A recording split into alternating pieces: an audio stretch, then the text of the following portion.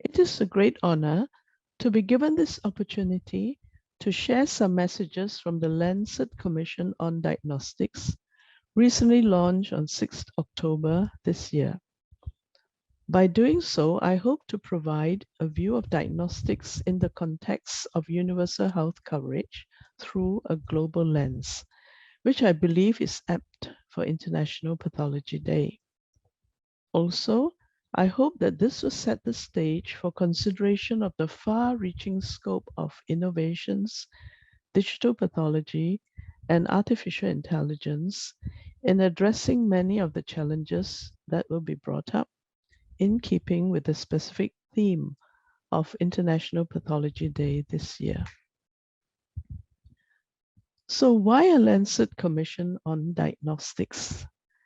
In 2018, a Lancet series on pathology and laboratory medicine in low-income and middle-income countries, the LMICs, highlighted that access to pathology and laboratory medicine or PALM services in many countries, especially the LMICs, is disturbingly inadequate and inequitable. The situation is similar, if not worse, in diagnostic imaging, the other major diagnostic discipline. The Lancet Commission on Diagnostics, initiated in 2018, soon after the Lancet series, is a major work of a global multidisciplinary team of 25 commissioners from 16 countries to examine the shared challenges of PALM and diagnostic imaging services with the aim of recommending transformational step changes necessary to ensure optimal quality diagnostic services for UHC globally. I'm honored to be one of the 25 commissioners. The commission report is 55 pages long, so I would just distill out the main messages. However, I would urge the diagnostic community to read and debate it because there has to be an agreement on concerted action among us first before a buy-in can be achieved among policymakers, funders, other clinical colleagues, and patients. Basically, there are 7 key messages. The 4 somber ones relate to gross inadequacies, lack of recognition, and underfunding of diagnostics. And the 3 good news messages are that if we really set up to transform diagnostics, we can save millions of lives and multiple dollars every year. Let me illustrate these messages further. Those of us in diagnostics appreciate the essential role of diagnostics in UHC. Yet, diagnostics is not even mentioned in the Sustainable Development Goals and generally not articulated in discussions and action plans on UHC. It therefore needs pointing out that diagnostics are essential for treatment and population-based surveillance, which affects health and economic outcomes and contribute to the achievement of UHC goals. In spite of this, the pivotal role of diagnostics in UHC remains largely invisible to funders and policymakers. One of the most disturbing findings of the Commission report is the gross inequity in access to diagnostics across the globe.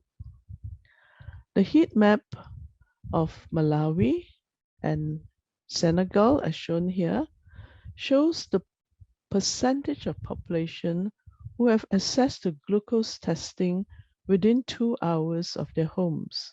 The red color depicts counties and communes where less than 20% have such access. And we can see a lot of red color meaning that large populations have no easy access to something as simple and essential as glucose testing, something that has such strong bearing on cardiovascular health, diabetes, and the NCDs. The same may be said of testing for anemia in India. The Commission report points out that there are serious inequities. In general, as much as 47% of the world's population has little to no access to diagnostics. And this means we are missing large numbers of people with treatable conditions. So how can UHC be achieved?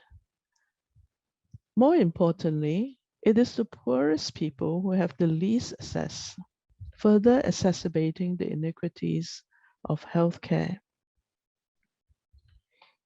In providing for diagnosis and diagnostics, the focus is usually on the tertiary care centers, the large hospitals. However, availability of diagnostics in primary care is the last mile and critical for improving equity. It is at primary care that first contact with the community is made. If the common ailments are not detected at this level, the patient is not escalated up the tiered system for further testing and care. And this situation is dire. The WHO estimates that only 1% of primary care clinics have adequate diagnostic capacity. Cascade of care analyses for some common diseases such as TB, diabetes, HIV, hepatitis, syphilis in pregnant women, malaria, and hypertension have shown big diagnostic gaps of 35% to 62%. Diagnosis is in fact the weakest gap in the cascade of care. There are many other aspects of inequities which I won't have time to delve into, but let me just read out some conclusions of various studies which speak for themselves. Because advanced, for example, molecular tests require technology and expertise not present in many LMICs, the gap will continue to grow as we approach 2030. Despite the centrality of pathology in cancer care and control, sub-Saharan Africa have at best a tenth of the pathology coverage of high-income countries. Only 90%, over 90% of African countries do not have accredited labs. In India, only 1% of private labs are accredited. Advances made in high-income countries take a decade to trickle down to the low-income countries. Millions of rapid tests for malaria are used in Africa, but none are manufactured on the continent. Low-income countries buy diagnostics and therapeutics from high-income countries at high costs. Diagnostic and therapeutic nationalism favor the global north. These are important observations to consider and action on. These histograms illustrate the gaps in the cascade of care in just 6 conditions: diabetes, hypertension, tuberculosis, HIV, hepatitis B, and malaria. The blue bars represent the people with these conditions, and the orange bars show those diagnosed, the gray bars, those treated. You can see that once the diagnosis is made, there is generally little gap in instating treatment. The biggest gap is in making the diagnosis. Calculated another way, if we can diagnose 90% of people with just these 6 conditions, this could save 1.1 million lives globally each year. And this is a low estimate, as it is based on just 6 conditions. In health economic terms, diagnostic tests are an excellent investment.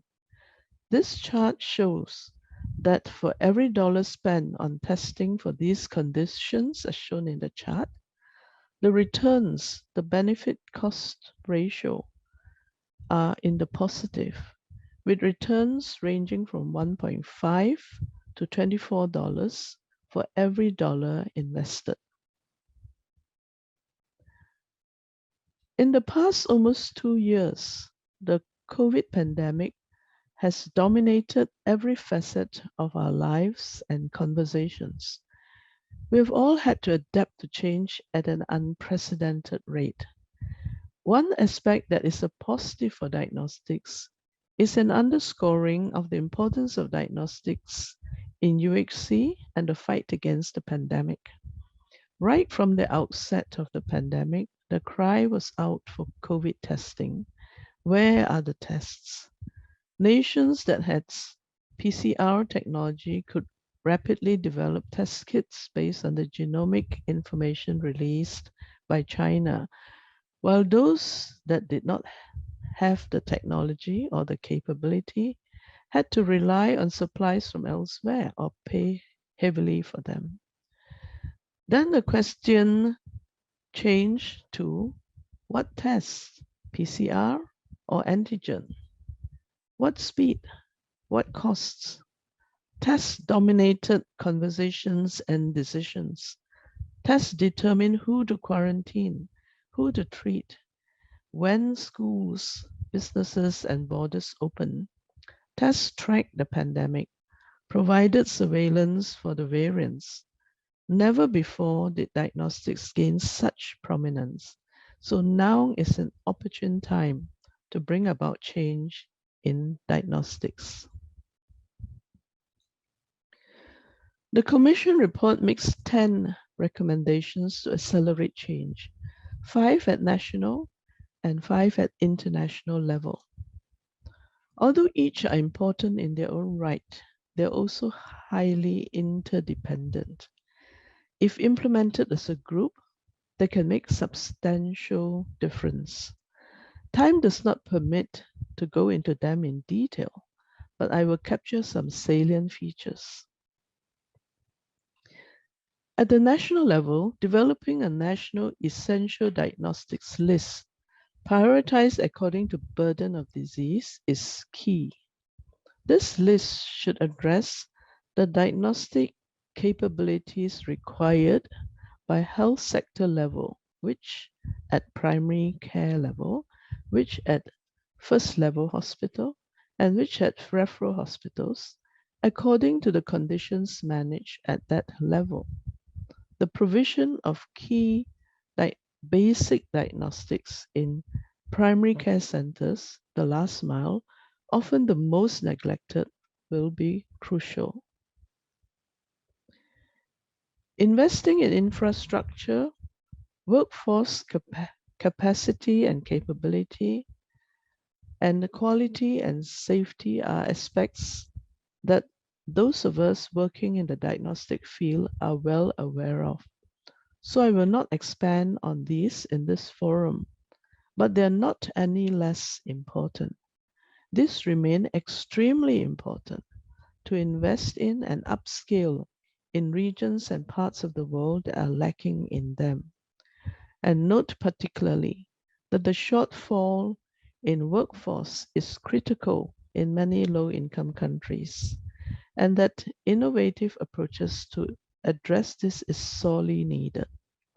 The same applies to accreditation, EQA, and the maintenance of competence.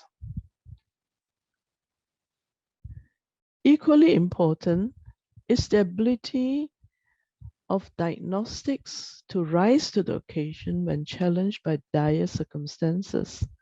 Fragile and conflict states now affect nearly a third of the world's population, translating to 70 million displaced people and close to 26 million refugees. Diagnostic innovations and strategies are needed to address these uniquely complex and challenging settings. Similarly, access to diagnostics and improved procedures, processes, and scale up are crucial for global health security and preparedness for outbreaks, epidemics, and pandemics. In this pursuit, it is important to avoid siloed development and an imbalance of services. In all these, diagnostics have to gain visibility and recognition at the policy level so that there is appropriate governance and financing for national diagnostic services, for integrated diagnostic systems, and importantly too, for regulatory frameworks to ensure quality and safety. The Commission report also calls for international solidarity in achieving change to address particularly improvement in affordability of diagnostics, develop and use technology in ways that benefit everyone, not just specific sectors, address the needs of populations living in conflict situations, as mentioned earlier, recognize the importance of funding for diagnostics and increasing recognition of that, and establish an international diagnostic alliance to support and monitor all of the above. Can this be achieved? The WHO released the Essential Diagnostics List in 2018, although this was a good 40 years after the Essential Medicine List, which was released in 1977. But recently, the G20 and G7 ministers have acknowledged diagnostics in their communications. So that is good news. And the climate is indeed ripe for global action. The pandemic has propelled almost all of society into the fourth industrial revolution. We may even say that thankfully technology came along to save the day, whether it be with telecommunication during lockdowns or with speedy identification and sequencing of the SARS-CoV-2 virus and the development of test kits and the vaccines. In the new normal, the world is poised and hungry for enhanced uptake of new technologies for unmet needs. Hence, the Commission's report to urge innovations to transform, assess, and democratize diagnostics globally is more apt than ever before. In particular, we highlighted digitization, artificial intelligence, point-of-care testing, and democratization through self-testing and self-sampling. As depicted in these circles, all these can be harnessed in different ways to address the inequities that I have highlighted, to reshape diagnostics, to improve accessibility and affordability, and finally improve patient outcomes. Thank you very much.